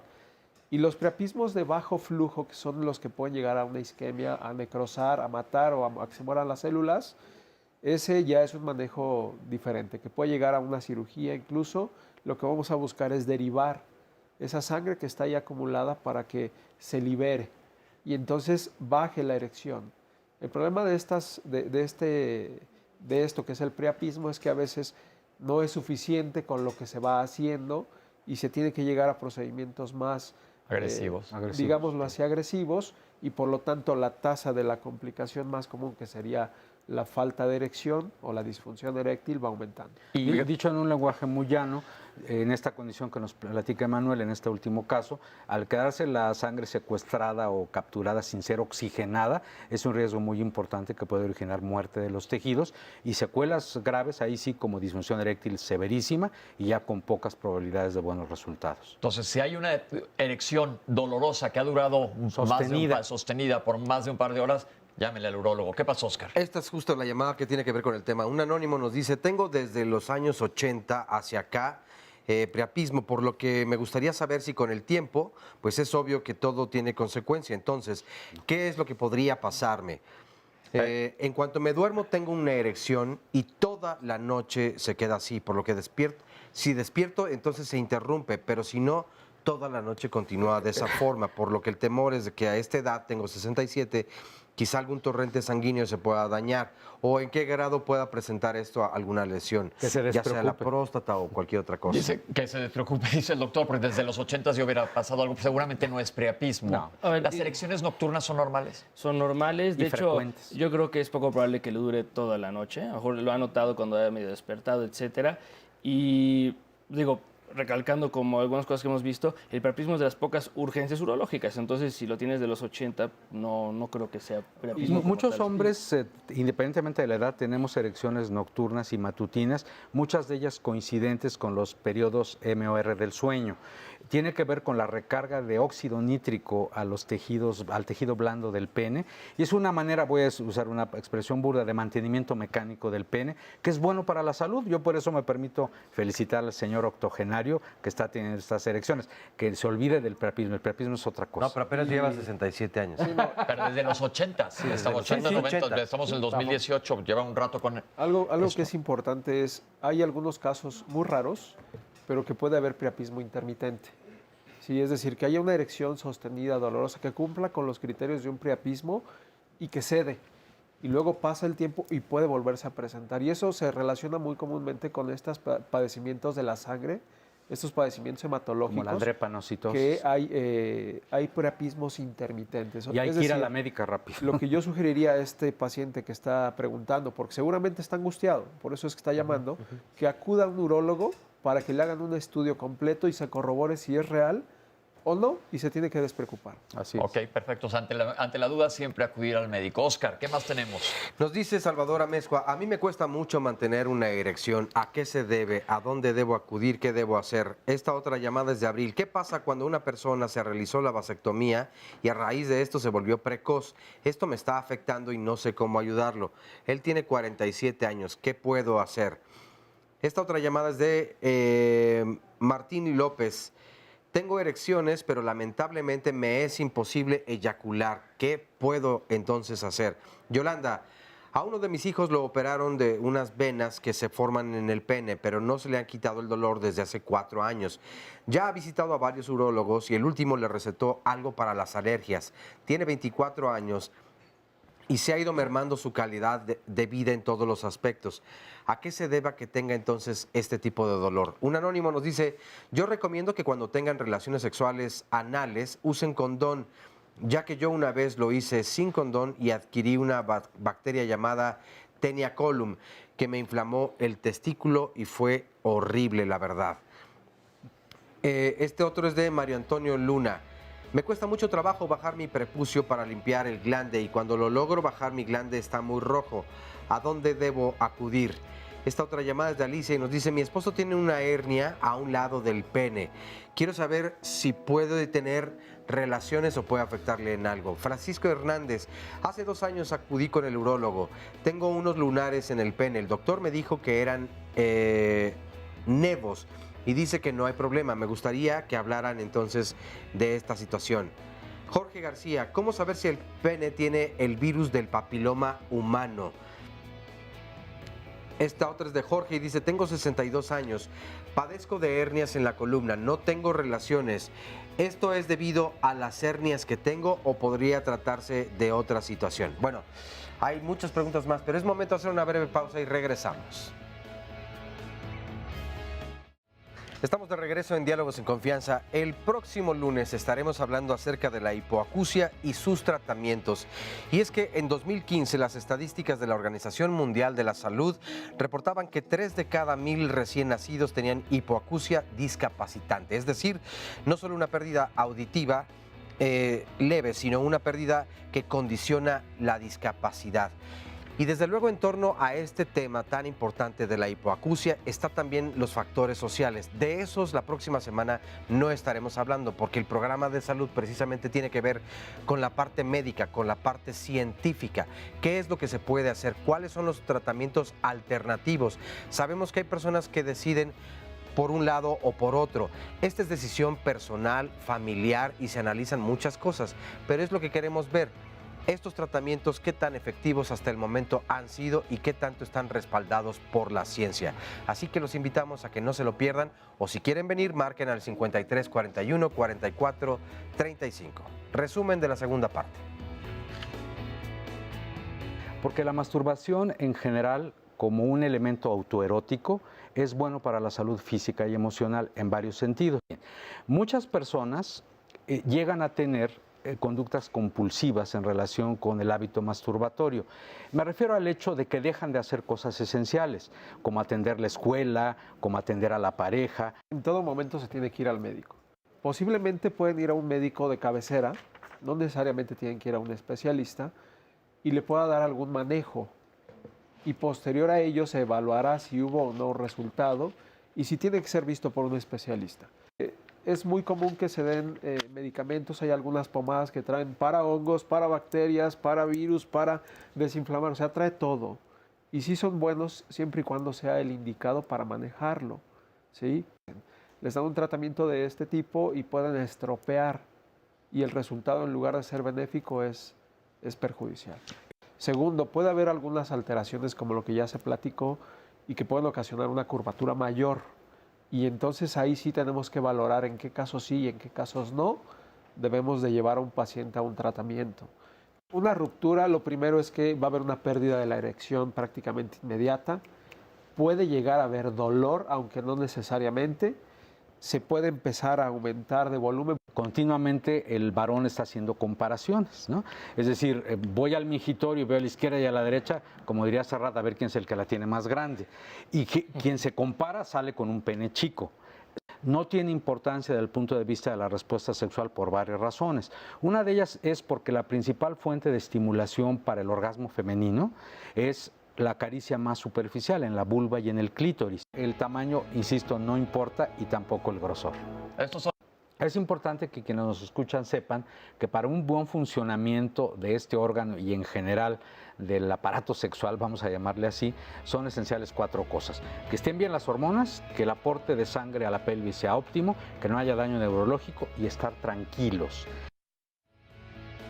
Le aclaro a Miguel Ángel que ahorita apareció su comentario en pantalla. No es una placa que se forma en la uretra, ya lo aclararon perfectamente los médicos. Y hablar de sexualidad es importante. David, tú tienes una invitación. Sí, muchas gracias, Pepe. Es el Encuentro Internacional de Sexología Humanista y Científica en Puerto Vallarta, Jalisco, del 7 al 9 de junio. Viene, esto no es un micropene, sino un microcartel, a ver si se puede ver. Viene una pléyade de sexólogos importantes de América Latina. Chile, Argentina, Brasil, viene de Italia y todos los sexólogos y sexólogas significativos del país, muchos de los cuales han desfilado en este espacio entre lunes y viernes, han estado aquí contigo y en otros espacios de Diálogos en Confianza. Es un encuentro que no va dirigido solo a profesionales, sino al público general. Se han inscrito maestros, padres y madres de familia interesados en la educación sexual. La información viene en la página web www.encuentrosex.com. Quisiera repetirla, encuentrosex.com. Y lo voy a poner en redes, de todos modos. Es una oportunidad espléndida para aprender sexualidad, para aprender educación sexual y estar en contacto con los principales especialistas de este campo. Perfecto. Oscar, tenías por ahí otras 2 preguntas antes de que me arranque con los especialistas. Sí, me parece importante esta de Erika que dice, mi esposo se hizo la vasectomía y no tiene ganas de tener sexo. Desde entonces yo siento que le bajó mucho la libido y me gustaría saber qué es lo que podemos hacer, a dónde podemos acudir. Y este otro anónimo nos dice, bueno, mi esposo tiene constantes irritaciones ya que ha tenido muchas relaciones sin condón. Tengo miedo de que tenga algo ya que ha ido 3 veces al doctor, pero dice que le dijeron que solamente se trata de una irritación, que le dan pomadas y que con eso entonces está muy bien. La última vez le dieron un antibiótico, por favor, necesito orientación. Las relaciones fueron con diferentes mujeres. Sobre la vasectomía, decir que no es una causa de disfunción de la vida erótica, ni origina por sí misma inhibición del deseo. Hay hombres vasectomizados que reaccionan emocionalmente ante ese hecho y llegan a disminuir su libido. Eso es real, pero se soluciona con relativa facilidad con una buena terapia sexual, breve por cierto. Bien, vamos con las preguntas que mandaron a lo largo del programa, las que no han salido, voy a contestarlas aquí. Una persona que comentó que se le cerró el prepucio y se quedó abajo, ya comentaron que es una urgencia médica y hay que ir al urólogo. ¿Cómo saber si hay fimosis? Ya comentaste que la fimosis es normal hasta cierta edad, pero después, ¿cómo saberlo? Porque realmente no se puede retener el prepucio hasta la corona, como decía la doctora, hasta la base del glande. Perfecto. Tuve una fractura del pene y después ya no tengo erección. ¿Qué debo de hacer? Pues tiene que acudir al médico, tiene que acudir al urólogo porque posiblemente en esa ruptura hubo alguna lesión posiblemente nerviosa, de los nervios que llegan a la parte del pene y eso sea la causa de su problema. Tiene que acudir al médico. Perfecto. Mi esposo refiere que tiene una incomodidad en el pene. ¿Qué hago? Ir con el urólogo. Nuevamente, llévenlo. Estas son preguntas que hicieron las mujeres al principio del programa. Lleven a su esposo al doctor. Mi hijo tiene granitos alrededor de la base de la cabeza del pene y le dijeron que eran glándulas. ¿Es verdad? Ya lo comentó la doctora, pero algo que quieran comentar. Habitualmente sí, es algo benigno, pero no hay nada como revisar al paciente y decirle si eso no es. O sea, es muy difícil adivinar. La palabra granito es tan ambigua que es mejor que vayan a revisarse. Perfecto. Ya le dijeron que eran nada más glándulas desarrolladas. Hay que verificarlo. Hay que verificarlo, exacto. Ok. ¿Es necesario retraer y hacer circuncisión? Ya se habló también de eso. ¿Qué pasa si no se retrae el prepucio? Ya lo comentaron ampliamente los médicos. Hay que ir con el urólogo para que tomen una decisión sobre el tratamiento adecuado. ¿Se puede hacer la circuncisión en adultos mayores con fimosis? Sí, era lo que comentábamos hace rato en una de las cápsulas, que puede ser secundario. Por ejemplo, es muy común, aquellos hombres diabéticos descontrolados tienen procesos inflamatorios en el prepucio, en el glande, y se cierra. Entonces los tienes que circuncidar porque si no te puede dar otro problema secundario, infecciones, que no pueda orinar. Es decir, sí se tiene o se puede hacer una circuncisión en un paciente adulto mayor. Perfecto. ¿Cuánto es normal? ¿Cuál es lo normal en número de relaciones semanales en una persona de 60 años? Bueno, los estándares en México para parejas estables son 6 encuentros sexuales al mes, pero aquí es realmente el gusto, la emergencia del deseo y que la propia persona a los 60 años y más defina sus propios estándares. Es decir, aquí no es de que un especialista le diga tienes que tener tantas, que haya satisfacción en el encuentro y que haya más que número, buena calidad. Ok. ¿Las hipospadias son hereditarias? Muchas veces son problemas, digamos, esporádicos. Se conoce que cualquier paciente lo puede tener sin ningún antecedente familiar. Sin embargo, como habían comentado por ahí, cuando hay más de un familiar con eso, hay que descartar que haya algo ahí hereditario, genético, etcétera. Perfecto. A mi esposo le operaron la próstata y se le pone el pene duro al orinar. Puede ser un proceso inflamatorio. En ocasiones lo que puede suceder ahí es que haya una cavernositis, que es una inflamación de los cuerpos cavernosos. Sería cuestión de revisar el caso, pero eso puede llegar a ser. Bien, un paciente de 65 años le hicieron una prostatectomía, quiere decir que le quitaron la próstata, pero le advirtieron que vuelve a retoñar. Esto vamos a aclararlo. ¿Qué es esto? Seguramente lo que hicieron fue una resección o extirpación del tejido que obstruye la salida de la orina.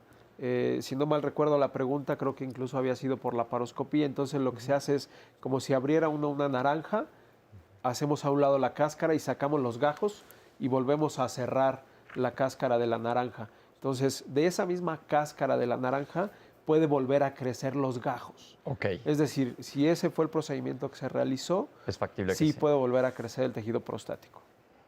Tengo 70 años con una erección muy corta, ya estoy con tratamiento urológico, pero es muy caro. Existen diferentes opciones, no vamos a hablar de medicamentos y recuerden que nunca se da tratamiento ni consejos médicos, más bien tratamientos médicos por televisión. Cuando habla de duración corta, me da la impresión que más bien su eyaculación es inmediata, que el problema no tiene tanto que ver con la erección, sino más bien con la eyaculación. A cualquier edad, la eyaculación precoz, si fuera el caso, es solucionable. Entonces, mi recomendación es que acuda a la médica y el médico, y si es sexólogo o sexólogo, quizá mejor para este caso. Perfecto. Me salió un callo en el prepucio, ¿qué hago?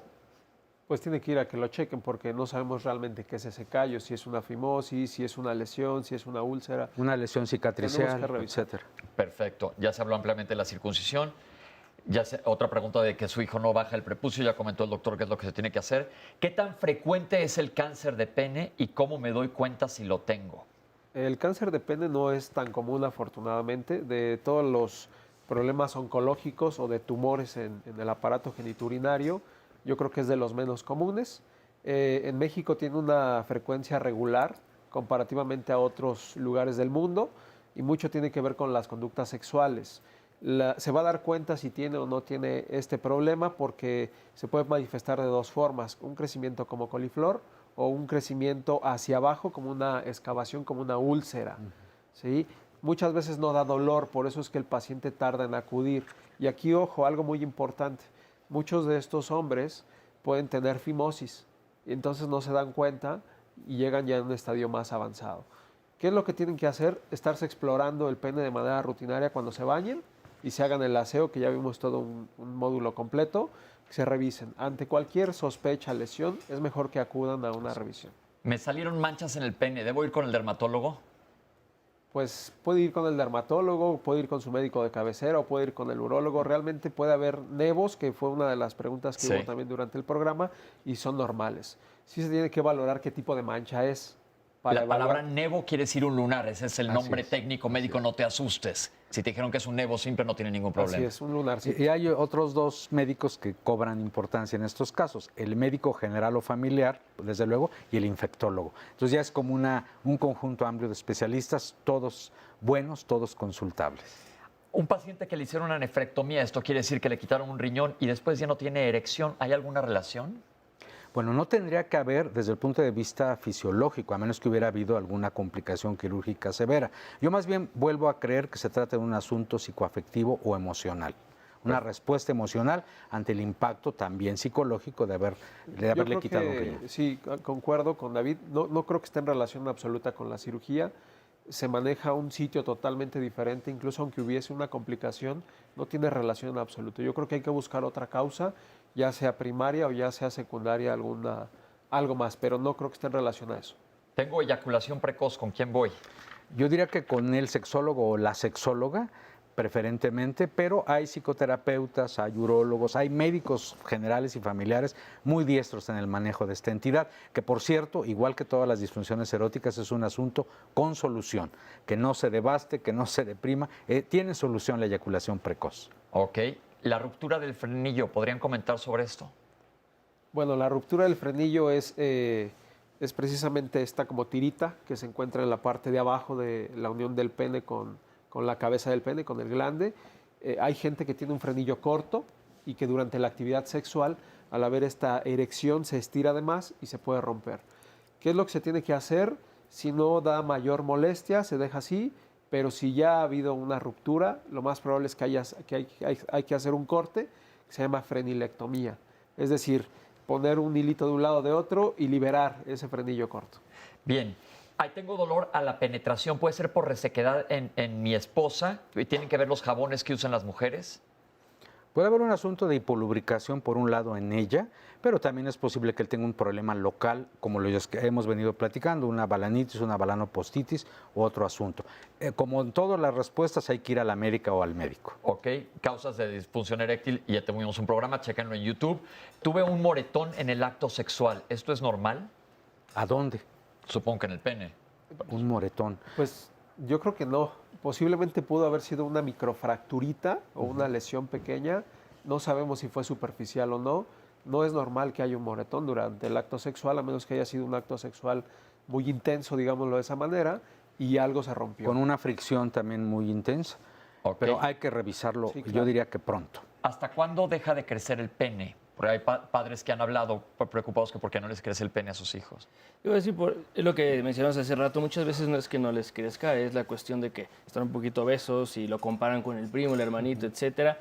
Sabemos que en los niños, digo, lo que son los genitales, hay un pico hormonal importante al segundo o tercer mes de vida. Todo esto se encuentra latente hasta que llegan ya a la etapa prepuberal, vamos a decir 12, 13, 14 años, donde empieza ya el desarrollo sexual, bueno, los genitales como tal, ¿no? Empieza también a cambiar la bola, sale vello, etcétera, y es de ahí, digamos, todo el periodo de la adolescencia, cuando está todo este desarrollo, hasta los 17, 18 años, que sería lo... Ahí la revisión pediátrica igual es esencial, de continuo, no nada más ante la emergencia. Perfecto, el otro día vimos la salud en los niños y los que se hablaba de la prevención, ir checando a los niños cómo van creciendo, esto es parte de... A mi hijo lo operaron de varicoceles, son las venas que están junto al pene y le sigue doliendo, tiene 24 años, ¿es normal? Pues puede haber ahí una reacción inflamatoria. El punto aquí es que el varicocele tiene sus indicaciones muy precisas de ser o no operable o quirúrgico, y una de las secuelas que puede llegar a haber es precisamente dolor. Yo creo que hay que tomar el caso con mucho cuidado y revisar. Que se lo revisen bien para ver qué se tiene que hacer. Alguien que recomendó que siempre que tengan relaciones sexuales anales utilicen condón, sí, Son totalmente imprescindibles. El uso del condón es básico e imprescindible. Ok, y una tenia no creo que haya sido por esto. La tenia normalmente entra por otro lado, es diferente, pero sí que a todos es una recomendación. ¿Las hernias inguinales tienen que ver con disfunción eréctil? No necesariamente, realmente. Okay. Y tampoco le afecta a la actividad sexual. Ya se habló de los nevos. ¿Cómo nos damos cuenta si tiene virus del papiloma humano en el pene? Bueno, puede ser que haya una lesión ya bien delimitable, que se caracteriza por ser esos crecimientos como coliflores pequeñitas, como brócolis. Se tiene que atender con su médico. Pero la mayoría parte de las veces del virus del papiloma humano no te vas a dar cuenta porque normalmente los hombres no lo manifestamos, sino que somos portadores asintomáticos. Ya tuvimos también un programa del virus del papiloma humano y es importante que lo chequen. Se nos acabó el tiempo, ya habían contestado casi todas las demás preguntas. Lo básico, ante cualquier duda, vayan al médico. Les quiero agradecer a los especialistas que nos han acompañado el día de hoy aquí en Diálogos en Confianza. Este tema que pensamos que a lo mejor no iba a haber mucha respuesta del público. Gracias a todos ustedes por comentar. Gracias al público que nos acompañó el día de hoy. Gracias a nuestras intérpretes por estar con nosotros como todos los lunes. Oscar, ¿qué te pareció? La verdad es que me parece muy completo y yo creo que fue muy importante. Entonces lo recomiendo para todas las personas que no lo hayan visto, que lo vuelvan a ver. Y nos vemos la próxima semana. Esto fue Diálogos en Confianza. Muchas gracias por acompañarnos. Nos vemos el próximo lunes.